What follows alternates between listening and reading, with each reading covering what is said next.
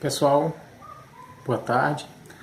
Vamos então falar um pouco sobre um dos temas mais importantes do conhecimento histórico, que é falando sobre renascimento cultural e renascimento científico.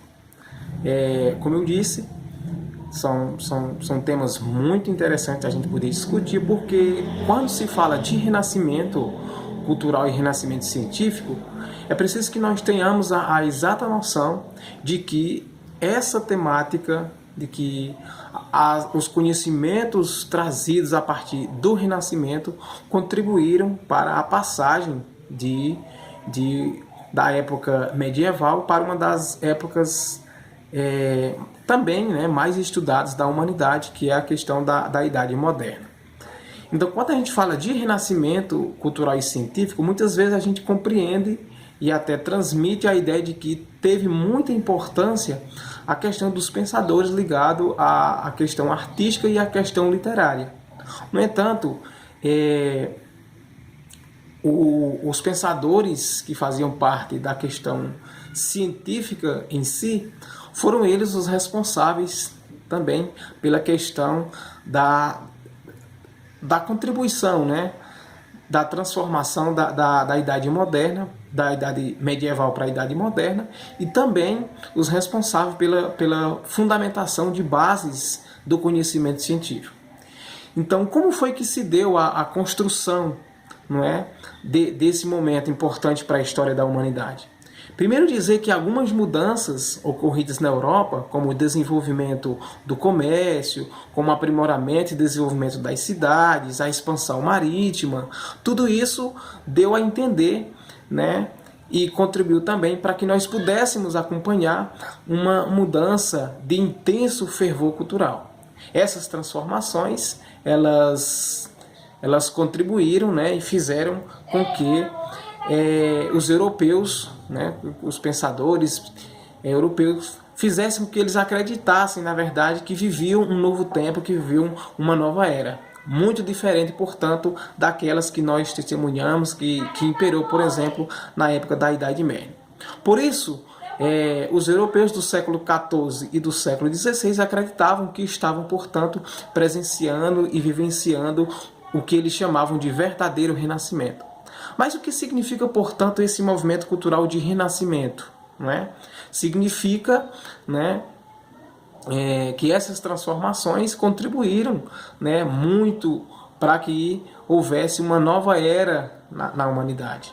Que as pessoas passassem a acreditar que era necessário construir novos valores, né, para essa sociedade que estava surgindo. Então, renascimento vem de renascer, como o próprio nome diz, né?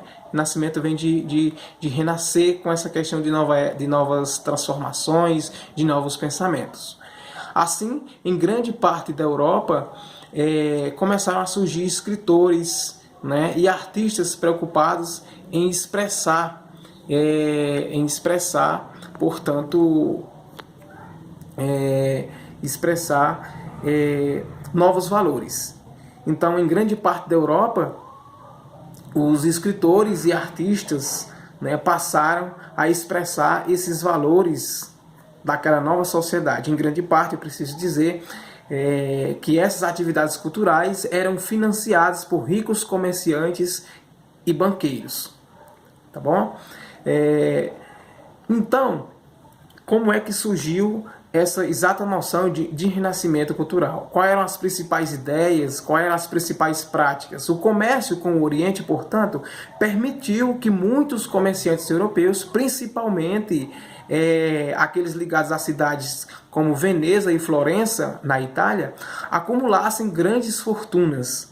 E esses comerciantes, esses banqueiros enriquecidos, né, alguns passaram, inclusive como governantes e papas, passaram a financiar produções de artistas, de escritores, de arquitetos, músicos, enfim. Essa prática que nós estamos elencando, por exemplo, de financiamento desses escritores, essa prática ficou conhecida, passou para a história como mecenato.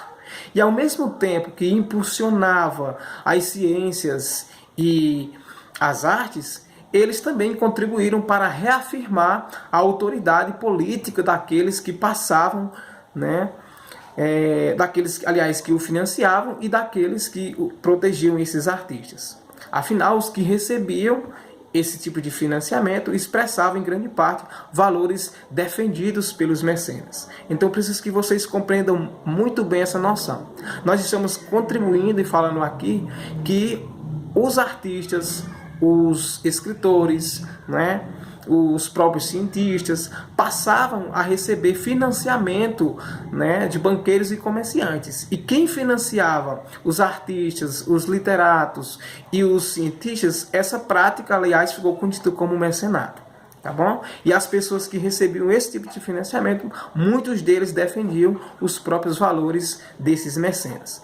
Então, entre os séculos 14 e 16, a produção artística e literária foi tão intensa e variada que esse período recebeu, né, o nome de Renascimento ou Renascença. Esse movimento não teve início, aliás, esse movimento teve início, né, na Península Itálica, na Itália, né, principalmente com cidades que eram grandes financiadoras culturais, de cidades que se localizavam como intensas atividades culturais. Eu cito aqui como Florença e Veneza. Né? Então nós vamos acompanhar agora as principais características do movimento renascentistas. Tranquilo até aí, então? Então nós estamos acompanhando esse movimento importante para a história da humanidade, que é a questão do Renascimento. Então eu preciso dizer que o Renascimento ele ocorreu em maior ou menor grau em várias regiões da Europa, né? Claro que começou na Itália, expandiu-se, por exemplo, por Inglaterra, por Portugal, por Holanda e também por Alemanha, mas teve início de forma preliminar em cidades italianas como Florença e Veneza. Apesar de algumas diversidades, algumas diferenças regionais, a gente pode testemunhar algumas características comuns, fundamentais do Renascimento. A primeira delas, que nós podemos mencionar, é a questão da retomada da cultura clássica. Nicolau, o que significa essa retomada da cultura clássica? Né? Significa dizer que os pensadores renascentistas, eles retomaram, eles trouxeram de volta alguns valores vistos e colocados na Antiguidade Clássica, pensadores como alguns valores, por exemplo, na Grécia e na Roma, né? Então eles precisavam trazer essas obras filosóficas, essas obras literárias, históricas e artísticas, né? Eles precisavam retomar esses valores porque eles acreditavam que eram importantes, né? Então esses pensadores do Renascimento queriam, acima de tudo, conhecer, estudar, aprender, né? E fazer reflexões com esses conhecimentos que eles retomavam da Antiguidade Clássica, porque eles eram vistos como portadores de conhecimentos que mereciam, portanto, ser recuperados. É importante destacar nesse momento que a retomada dos textos da cultura grego-romana, elas tinham como finalidade maior o conhecimento de outras formas de pensar, não para copiar, mas para poder refletir sobre esses conhecimentos, né? Dentro desse contexto próprio de passagem da Idade Média para a Idade Moderna. Tá bom? Outra característica importante do Renascimento é a questão do homem como a medida de todas as coisas, ou seja, é uma questão de antropomórfica, tá bom? Talvez o mais marcante dessa característica do Renascimento tenha sido, portanto, a valorização do ser humano, colocar o homem como o centro de todas as coisas, colocar o homem como conhecedor, como provedor, como proporcionador de conhecimento científico. O humanismo ou o antropocentrismo, que é essa característica que nós estamos discutindo aqui, o homem como medida de todas as coisas, é chamado como antropocentrismo, né? Colocou a pessoa humana no centro das reflexões. Não se trata, por exemplo, como algumas ideias falsas que tem por aí, de opor o homem, de colocar em centros opostos, né, o homem a Deus, né, a essa figura divina, né? Isso não é colocado na questão do antropocentrismo. Deus continuou né? Para as pessoas que acreditam, claro, Deus continuou soberano diante do ser humano. Tratava-se, na verdade, com essa característica do antropocentrismo, de valorizar as pessoas em si, encontrar nelas as qualidades e as virtudes negadas pelo pensamento católico medieval.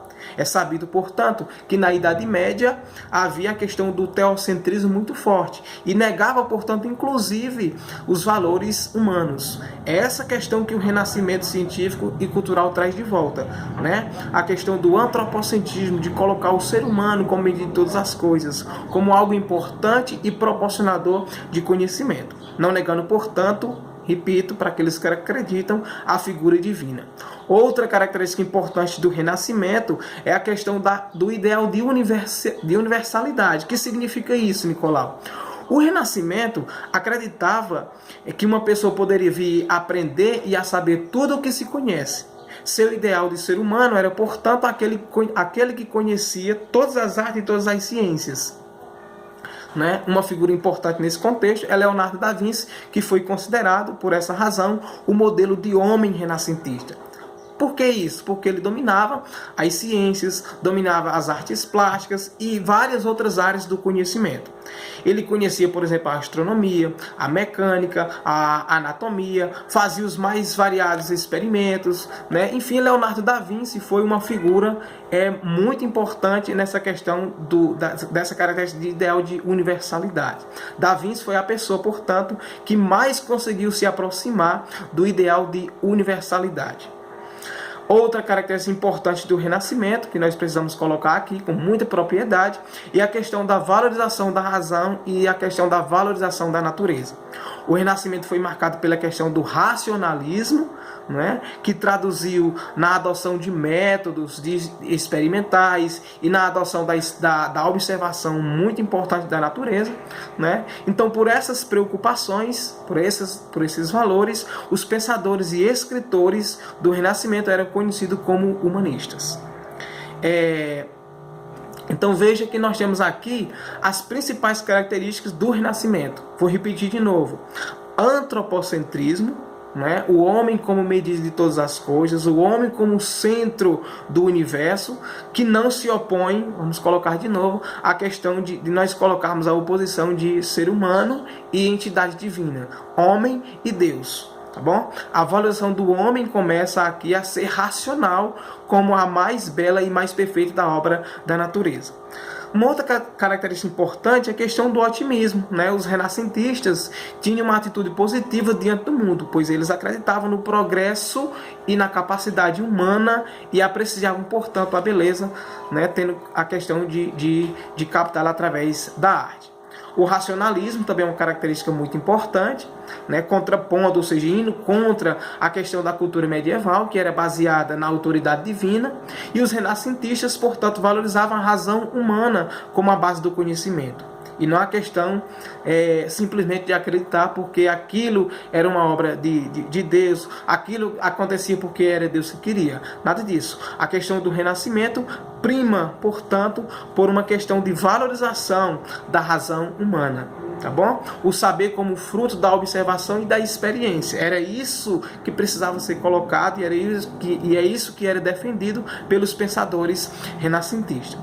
Tá bom? O humanismo, como nós já colocamos aqui, né? A questão de sábios, de filósofos que traduziam e estudavam os textos clássicos gregos romanos. Tá bom?